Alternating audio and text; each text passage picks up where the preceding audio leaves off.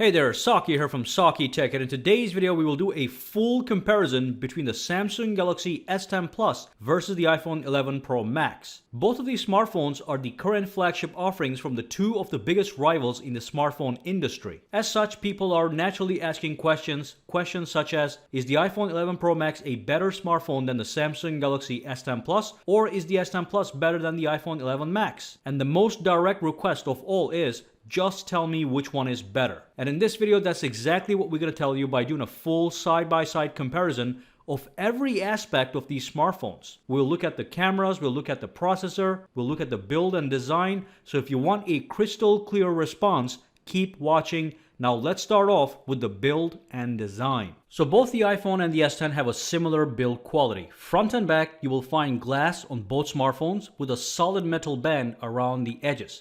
This makes for a high-end build, therefore both smartphones feel like $1 million when you hold them in your hands. When you move on to the design is where things differ. They both have massive frontal displays and they both look gorgeous. S10 has a large and tall display that dominates the screen, leaving tiny bezels on all four sides with a oval cutout on the top right that houses the front cameras. The iPhone also strives to fill the entire front with a screen and comes with a large notch on the top that houses the front camera and the Face ID system. You will observe that the bezels on the top and the side of the S10 are actually thinner than the iPhone. All in all, I must say that the design is a subjective choice, but in my opinion, S10 pulls ahead. It seems more clean in overall presentation from the front. This lead could have been avoided if iPhone had somehow eliminated that notch on the top. In my opinion, the oval cutout on the S10 is a better option than a notch, as it is less intrusive while watching full screen movies, as I will show you very soon. On the other hand, some people might prefer the symmetry of the notch over a right oval cutout. Now both smartphones come with water resistance with the exact same water resistance rating of IP68. Rest assured, both phones can easily handle a rainy day or an accidental drop into a puddle of water. Both smartphones offer high quality stereo speakers that produce a loud, deep and rich sound, perfect for watching movies and videos.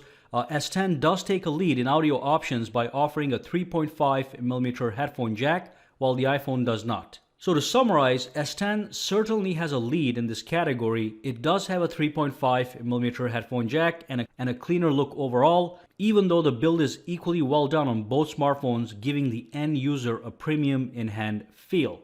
Now let's move on to the processor, memory and storage. The iPhone sports a powerful A13 Bionic processor with 4GB of RAM and can be acquired with 64GB of storage for the base model, with available 256 or 512GB of storage options. Starting price for the Max is $1,100. The Galaxy S10 also sports a powerful Snapdragon 855 CPU or an Exynos 9820 variant in non-US markets with 8GB of RAM and can be acquired with 128GB of storage for the base model, with available 512 or even 1TB storage options. Starting price for the S10 Plus comes in at a lower price point of $1,000. In the storage race, S10 Plus pulls ahead. It has a higher 128GB storage for a lower price and has a microSD expansion slot, so you can add an additional 512 gigs of extra storage on the S10 if needed.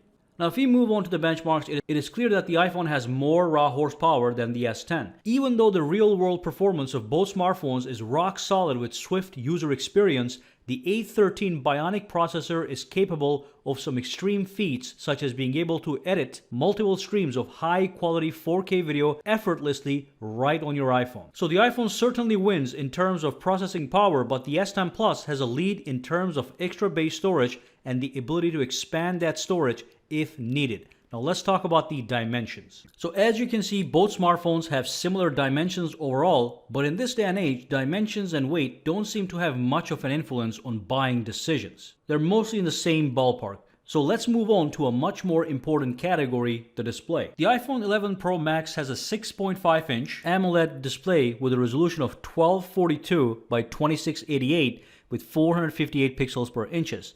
The S10 Plus has a 6.4-inch Super AMOLED display with a resolution of 1440 by 3040 with 522 pixels per inches. Both smartphones support HDR10, Both of these smartphones have fantastic displays that look stunning from every angle. They're not dull, they're very vibrant. The S10 has a sharp and clear display which is highly color accurate, and of course the iPhone is sharp and clear as well, also offering exceptional color accuracy. Overall, I cannot recommend one over the other as they both look very clean and crispy. Only thing I will say is that it feels more immersive to watch movies or play games in full screen on the S10 as opposed to the iPhone, because the large notch seems to bite into the video from the left side, while the smaller oval cutout seems to be less intrusive, hanging out on the side. In this category, you get top-notch, large and high-quality displays either way, so unless you simply do not prefer the notch, this category shouldn't influence your buying decision too much. Let's move on and talk about the software.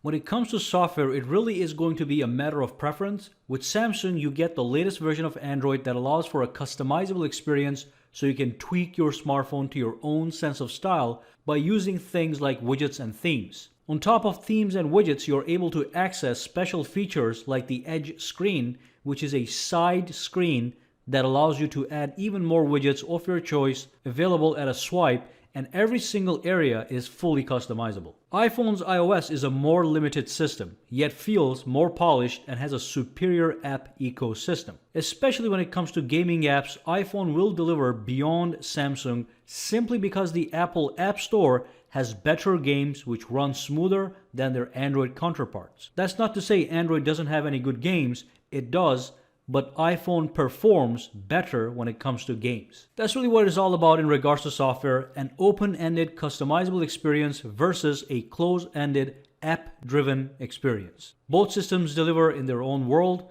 Which one to choose remains with the end user.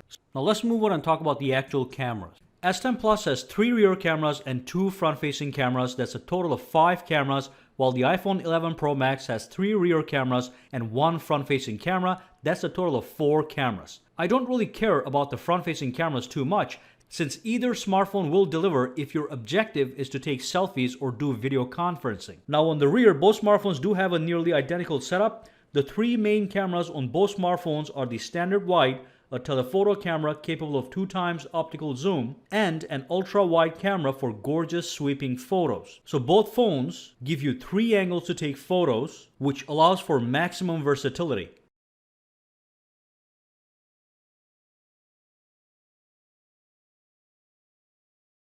Now when it comes to the quality of these photos, both phones produce excellent photos and an average consumer will never be able to tell the difference. I can guarantee you that both of these cameras are master class. When it comes to the video, both smartphones offer 4K recording at 30 or 60 frames per second or 1080p at 30 or 60 frames per second. However, the S10 Plus does offer 960 frames per second slow motion video for super slow motion shots over the maximum 240 frames per second the iPhone offers. Both phones offer excellent video stabilization to take steady video with minimum shake or blur. So as a total package, both smartphones offer an excellent job of providing the user with a solid multi-camera setup. For the average consumer, either camera will yield great quality photos, delivering full satisfaction.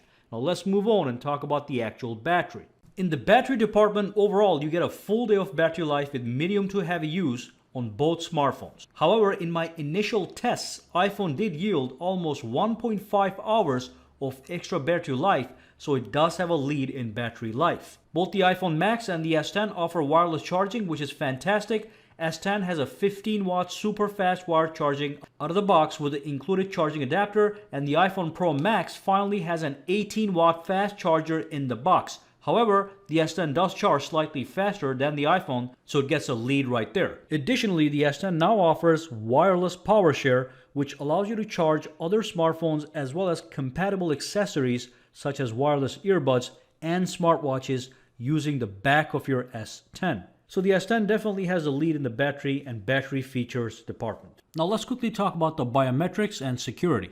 The iPhone XS Max offers a powerful Face ID system that uses your face to unlock it. It is fast, convenient, and secure. The S10, on the other hand, brings the much desired in-display fingerprint sensor that also works flawlessly and has a special futuristic appeal since it is built under the display. This is mostly a matter of choice since both systems work great, but Samsung does get extra points for having it under the display without sacrificing screen real estate. Now let's move on and talk about a conclusion. Which phone is better? Which one should you get? So now let's tie everything together to find out which one of these smartphones is a superior device. Now it is clear that both smartphones do offer a lot of value, but one of them has a lead. Let's see the advantages of the S10 over the iPhone.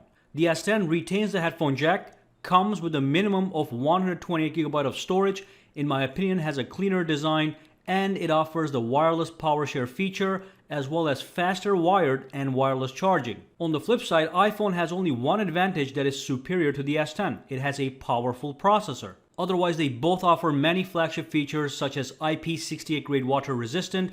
They offer top-tier multi-camera systems and top-tier display quality. In any case, looking at all the metrics and seeing how the S10 has more features over the iPhone, it is easy to conclude that the S10 is the better smartphone. In addition to being a better smartphone overall, it also is $100 cheaper than the iPhone and can be currently acquired as low as $750. So if someone comes up to me and just asks me the question, which one is better, which one shall I buy, then I'm compelled to say the S10 based on facts and based on the lower pricing. Now, iPhone is a solid option, but I can only recommend it if you want to be part of a solid ecosystem. It does have a great app and gaming experience and integrates with other Apple products very well. But as a standalone phone, the S10 is a few steps ahead and is more value for the money. And that brings me to the end of this video, so let me know down below which one you prefer and why, and whether or not you agree with my conclusion. Alright, so for now guys, have a fantastic day and make sure to drop those comments down below and let me know how you feel. Alright, so if you found this video useful, make sure to subscribe to Saki Tech by clicking that button, and also click that bell icon on the side to make sure you get notified every time I upload a new video. And if you do use Twitter, Instagram, or Facebook, you can follow me at Saki Tech Online to get the latest updates as well. Alright, have a fantastic day.